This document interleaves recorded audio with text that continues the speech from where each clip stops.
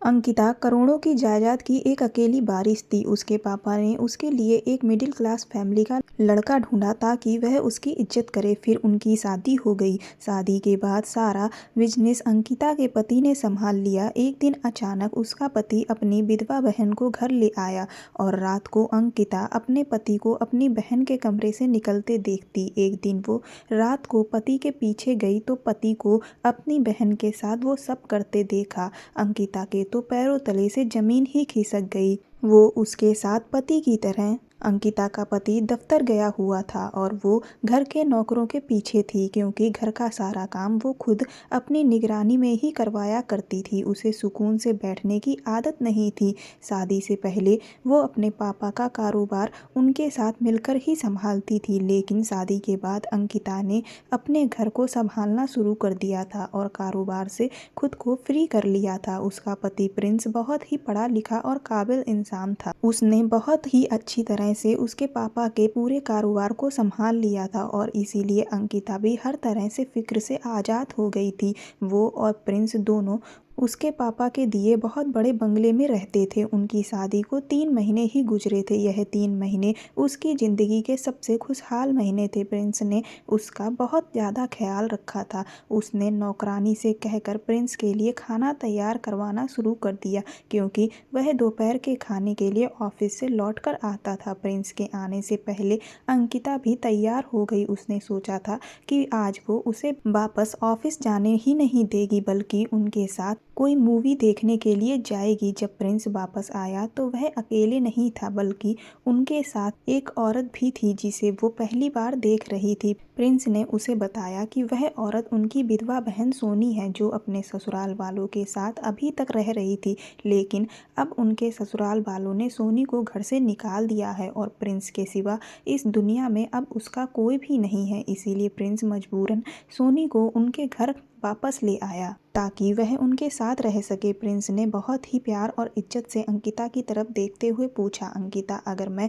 अपनी बहन को तुम्हारे घर में रख लूँ तो तुम्हें कोई दिक्कत तो नहीं होगी? अगर तुम चाहो तो हम सोनी को सर्वेंट क्वार्टर में रहने की जगह दे देते हैं क्योंकि मेरी बहन का मेरे सिवा इस दुनिया में और कोई सहारा नहीं है, इसीलिए मैं उसे अकेला नहीं छोड़ सकता। पहले ही मेरी बहन को वक्त ने बहुत तकलीफ़ें दी हैं। वह इतनी कम उम्र में ही अपने पति की जुदाई का अकेलापन झेलने के लिए मजबूर है। अब मैं इसे खुद से दूर नहीं कर सकता। प्रिंस की आंखों की नमी देखकर अंकिता तड़प उठी और नाराजगी जाहिर करते हुए प्रिंस से कहा, यह आप कैसी बात कर रहे हैं? आपकी बहन मेरी भी तो कुछ लगती है और भला मैं अपनी ननद को सर्वेंट क्वार्टर में क्यों रहने दूंगी? हमारा इतना बड़ा बंगला है, इसमें बहुत सारे कमरे खाली ही तो पड़े हैं। आप जो कमरा सोनी को देना चाहें वह आप दे सकते हैं। अंकिता की बात सुनकर प्रिंस का चेहरा खुशी से खिल उठा।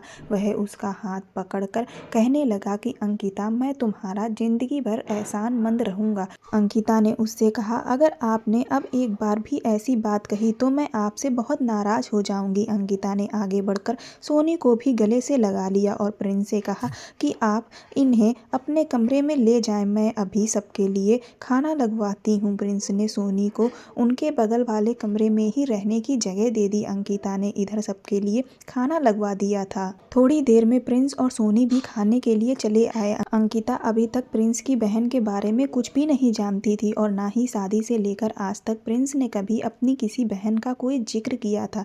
प्रिंस की बहन बहुत ही मासूम और खूबसूरत थी। वह सर झुकाए बैठी चुपचाप खाना खा रही थी और अंकिता अंदर ही अंदर सोच रही थी कि किस्मत ने इस बेचारी पर कैसा सितम ढाया है कि भरी जवानी में ही यह बेचारी विधवा हो गई और इसका कोई सहारा भी नहीं बचा। थोड़ी देर के बाद जब प्रिंस उसके कमरे में आया तो उसने उनसे पूछा कि आपने आज तक कभी भी मुझसे अपनी किसी बहन का जिक्र क्यों नहीं किया?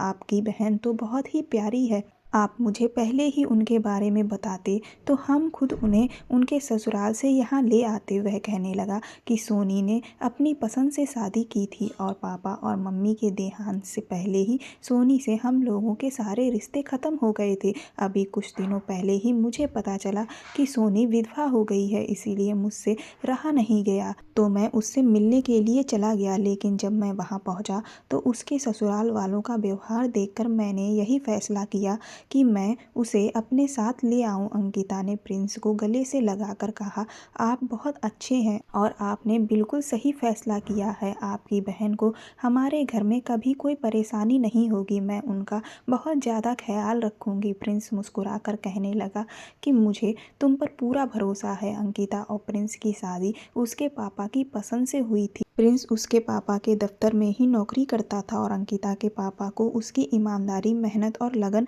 बहुत ज़्यादा अच्छी लग गई थी। इधर वो भी पापा की फैक्ट्री संभालती थी और उसके पापा दफ्तर में बैठते थे। अंकिता की भी इसी सिलसिले में प्रिंस से कई बार मुलाकात हुई थी, लेकिन उस वक्त उसे यह पता नहीं था कि प्रिंस उसकी ज़िंदगी का हमसफ़र बन जाएगा।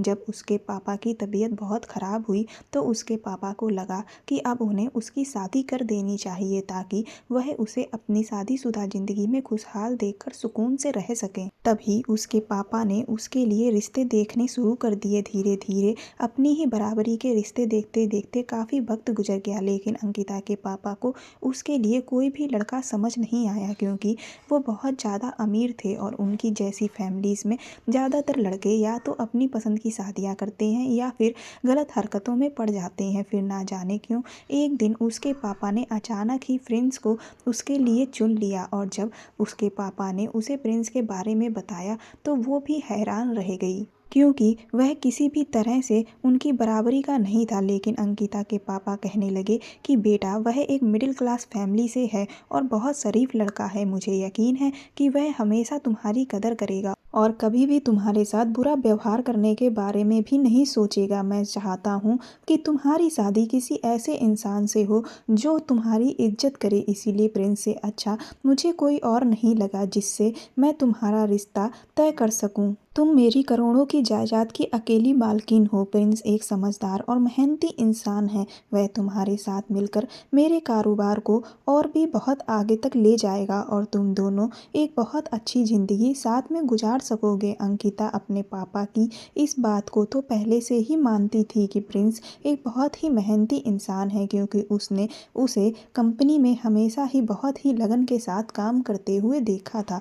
उसके पापा ने प्रिंस के बारे में जो कुछ भी पता किया था उसके मुताबिक प्रिंस के माँ बाप का देहांत हो गया और वह अकेला ही अपने घर में रहा करता था। यह जानकर तो उसके पापा और भी ज़्यादा बेफिक्र हो गए कि उसके साथ में रिश्ता रखने वाला अब और कोई भी नहीं है, इसीलिए उसका सारा वक्त और प्यार सिर्फ अंकिता के लिए होगा। उसके पापा ने एक दिन मौका देखकर प्रिंस से उनके रिश्ते की बात की तो वह खुद भी हैरान रह गया। अंकिता और प्रिंस ने एक दो मुलाकातें की और फिर उसके बाद उनका रिश्ता पक्का हो गया और प्रिंस के कहने के मुताबिक ही उसके पापा ने उसकी और प्रिंस की बहुत अच्छे से शादी कर दी। शादी के बाद वो और प्रिंस उसके पापा के ही दिए हुए बंगले में आकर रहने लगे। प्रिंस उसका साथ पाकर बहुत खुश था और प्रिंस ने पहले ही दिन से उसका इस कदर ख्याल रखना शुरू कर दिया कि वो खुद हैरान रह गई थी। उसका बस चलता तो वह उसे जमीन पर कदम भी ना रखने देता। शादी के बाद प्रिंस कहने लगा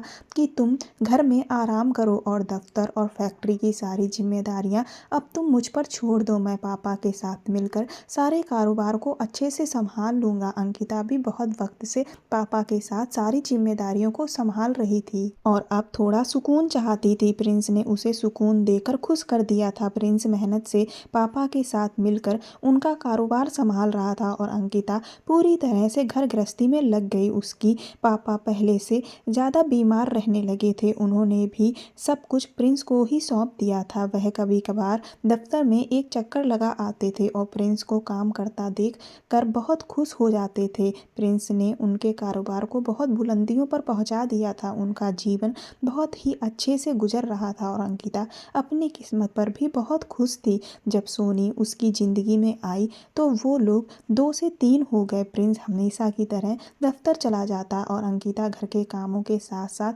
कभी कभार सोनी के कमरे में जाकर उससे भी बातें कर लिया करती थी। वह बहुत ही कम बात करती थी लेकिन अंकिता को उसकी आदतें और उसका व्यवहार बहुत अच्छा लगता था। वो जब भी उसके कमरे में जाती होती तो वह खामोशी से उसकी बातें सुनती रहती और कुछ ना कहती। शायद हालात ने ही उसे बहुत ज़्यादा तकलीफ पहुंचाई थी और यही तकलीफ उसे उसकी आंखों में भी दिखाई देती थी। वो चाहती थी कि सोनी भी अपनी खुशहाल जिंदगी की तरफ लौट आए, इसीलिए वो बार बार उसे अपने कमरे से बाहर आने को कहती रहती। एक दिन जब दफ्तर से प्रिंस वापस आया तो थोड़ी ही देर बाद सोनी के कमरे से होकर अंकिता के पास आया और कहने लगा कि तुम सोनी के कमरे में न जाया करो, उसे कुछ वक्त के लिए अकेले छोड़ दो, वह खुद ही अपने दुखों से निकल आएगी। उसे किसी से भी अपने दुख के बारे में बातें करना अच्छा नहीं लगता और तुम्हारे बार बार उससे बात करने से वह परेशान हो गई और यहाँ से जाने की बात करती है। यह सुनकर अंकिता परेशान हो गई कि कहीं प्रिंस उसे गलत ना समझ ले, इसीलिए उसने प्रिंस से कहा, मैं बिना बात सोनी के कमरे में आखिर क्यों जाऊंगी, मैं तो बस उसे जिंदगी की तरफ लौटता हुआ देखना चाहती थी। प्रिंस उसका हाथ पकड़कर कहने लगा कि मैं जानता हूँ तुम्हारे इरादे बहुत ही नेक हैं, लेकिन इस वक्त सोनी तन्हाई चाहती है, इसीलिए उसे अकेला ही रहने दो। अंकिता ने कहा, मैं अब सोनी को परेशान नहीं करूंगी। वैसे भी आजकल अंकिता के पास भी बहुत ज़्यादा काम था, वो रात को जल्दी सोने लगी थी और सुबह भी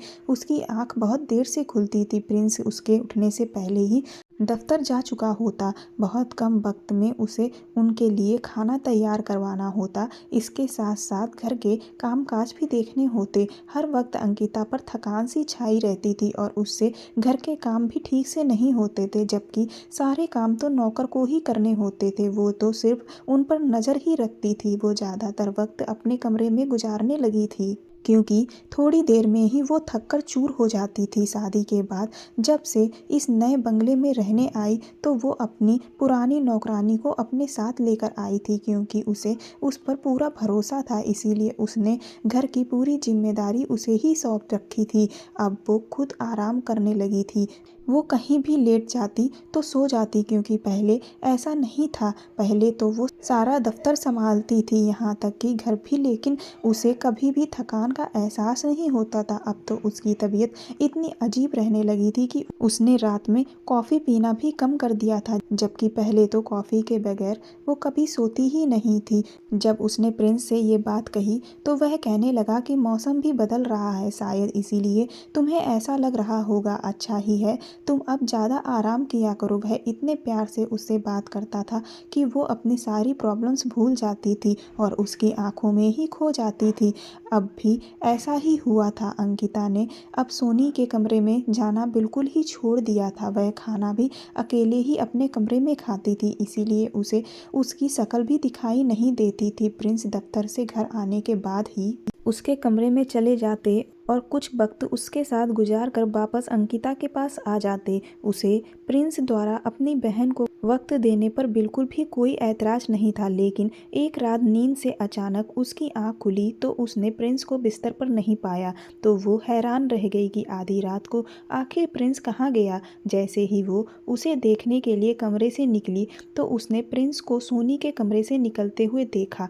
वो हैरान थी, आधी रात को प्रिंस को सोनी के कमरे में क्या काम था, लेकिन फिर उसे लगा कि शायद देखने के लिए गए होंगे। उसने प्रिंस को कुछ भी नहीं कहा और इससे पहले कि वह उसकी तरफ देखता वो खुद ही कमरे में वापस आकर सोने के लिए लेट गई। अब यह सिलसिला चल निकला था, अक्सर ही रात को उसकी आंख खुल जाती तो प्रिंस कमरे में नहीं मौजूद होता। उसे यह बात समझ नहीं आती कि प्रिंस का आधी रात को अपनी बहन के कमरे में जाना इतना ज़रूरी क्यों होता है, जबकि वह दफ्तर से आते ही अपनी बहन के कमरे में जाता है। उसे प्रिंस के बगैर दोबारा नींद ही नहीं आती थी और जितनी देर वह कमरे से बाहर रहता वो अजीब तरह से करवटें बदलती रहती। फिर एक रात ऐसा हुआ कि उसकी आंख खुली तो प्रिंस कमरे में मौजूद नहीं था और उसे दोबारा नींद नहीं आ रही थी। सोनी से उसकी मुलाकात हुए भी काफ़ी दिन हो गए थे, तो उसने सोचा कि वो भी उन दोनों के साथ बात कर लेती है। वो अपने कमरे से निकलकर सोनी के कमरे के दरवाजे तक पहुंची तो दरवाज़ा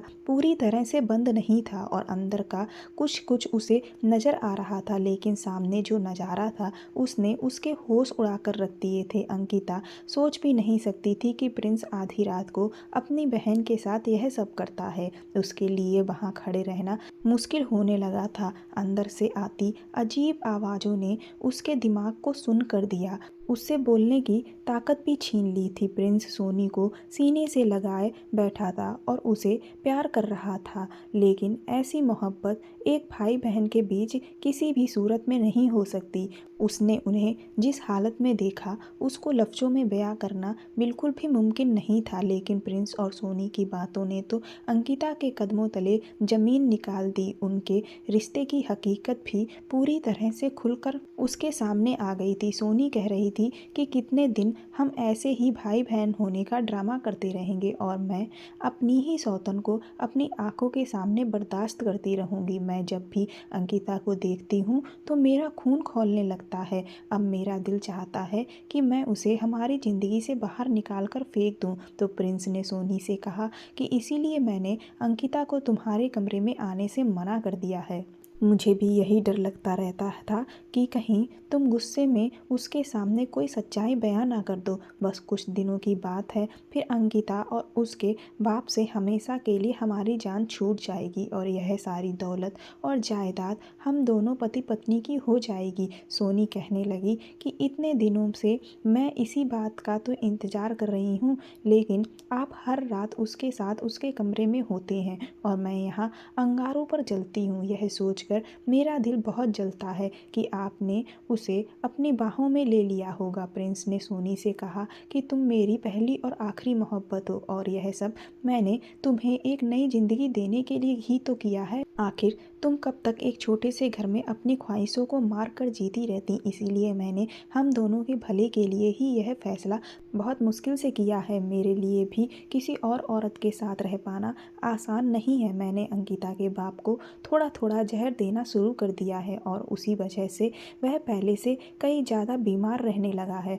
और अंकिता के कॉफ़ी के जार में भी मैंने जहर मिला दिया है। उसे रोज़ाना कॉफ़ी पीकर सोने की आदत है और यकीनन उसके शरीर में भी जहर अपना असर दिखा रहा है, इसीलिए वह ज़्यादातर वक्त सोती रहती है। मैं भी इसीलिए इतनी आसानी से तुम्हारे पास आ जाता हूँ, क्योंकि मुझे पता है कि एक बार वह अगर सो जाएगी तो फिर वह सुबह ही उठेगी। बस कुछ दिन और यह सब बर्दाश्त कर लो, फिर अंकिता के और उसके बाप का किस्सा हमेशा के लिए ख़त्म हो जाएगा और हम दोनों एक आलीशान बंगले में एक साथ पूरी ज़िंदगी गुजारेंगे। प्रिंस सोनी से अपनी बेतहाशा मोहब्बत का इजहार कर रहा था और अंकिता उदासी की हालत में दरवाजे के पास खड़ी थी। उसे तो यकीन ही नहीं हो रहा था कि उसके बाप ने जिस सीधे साधे और शरीफ इंसान को उसके लिए पसंद किया था, असल में वह वैसा बिल्कुल नहीं है जैसा दिख रहा था। वह तो बहुत बड़ा धोखेबाज था। प्रिंस के लिए वो सिर्फ और सिर्फ एक रुपयों से भरी हुई तिजोरी थी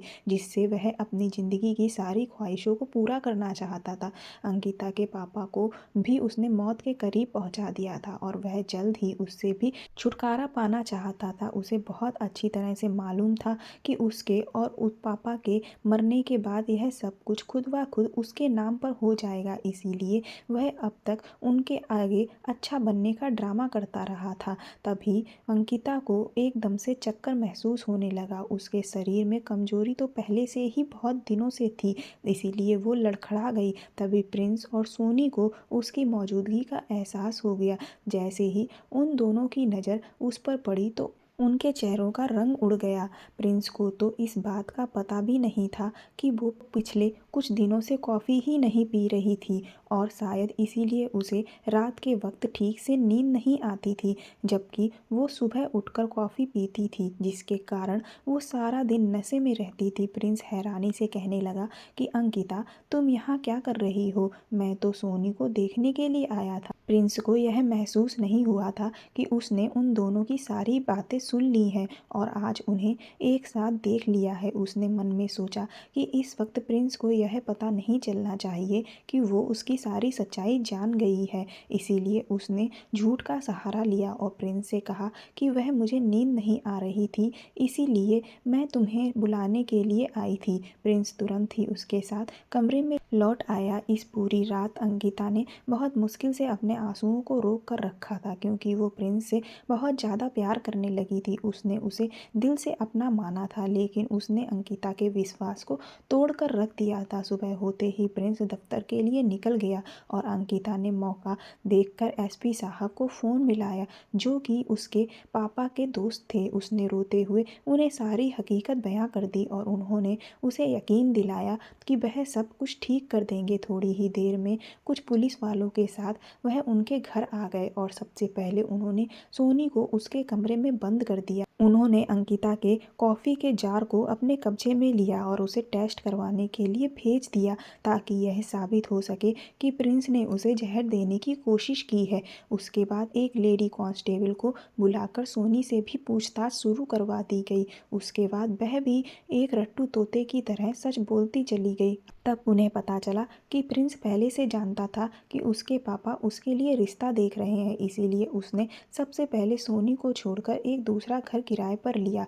और जानबूझकर उसके पापा की नज़रों के आगे हीरो बन गया। और थोड़ा उसकी किस्मत ने भी उसका साथ दिया, वह उसके पापा को अपने बुने हुए जाल में फंसाने में कामयाब हो गया। दरअसल प्रिंस और सोनी दोनों एक दूसरे से बहुत प्यार करते थे, लेकिन वह दूसरी तरफ गरीबी के हाथों बहुत ज़्यादा तंग आ चुके थे और एक अच्छी ज़िंदगी गुजारना चाहते थे, जिसके लिए उन्होंने फिर अंकिता की ज़िंदगी बर्बाद करने का फैसला किया। दौलत के नशे में प्रिंस इतना अंधा हो गया कि उसने अंकिता और उसके बाप की जान लेने की कोशिश भी मुश्किल नहीं समझा। सोनी के बयान ने पूरे मामले को आसान बना दिया था, इसीलिए एसपी साहब ने तुरंत ही प्रिंस को गिरफ्तार कर लिया। इधर अंकिता ने भी प्रिंस पर केस कर दिया था और अपने पापा का इलाज करवाना शुरू कर दिया। उनके शरीर में अब तक काफ़ी जहर जा चुका था, जिसकी वजह से वह बिस्तर पर आ गए थे। आज प्रिंस और सोनी जेल की सलाखों के पीछे थे और अपने लालच का अंजाम भुगत रहे थे। अंकिता ने एक बार फिर से अपने पापा के कारोबार को संभालना शुरू कर दिया था और वो अपनी ज़िंदगी में आगे बढ़ गई थी। दोस्तों, इस दुनिया में बहुत से ऐसे लोग हैं जो जैसे दिखते हैं वह वैसे बिल्कुल भी नहीं होते। कई बार तो हम कुछ लोगों के साथ जब कई सालों रहते हैं तब जाकर उनका असली चेहरा हमें दिखाई देता है। इसीलिए शादी चाहे लव हो या अरेंज मैरिज, उसका फैसला एकदम से ना लें, पहले उस इंसान को जानें समझें फिर ही ये कदम उठाएं। अगर आपको कहानी पसंद आई हो तो मेरे चैनल को सब्सक्राइब कर दें, वीडियो को लाइक कर दें। धन्यवाद।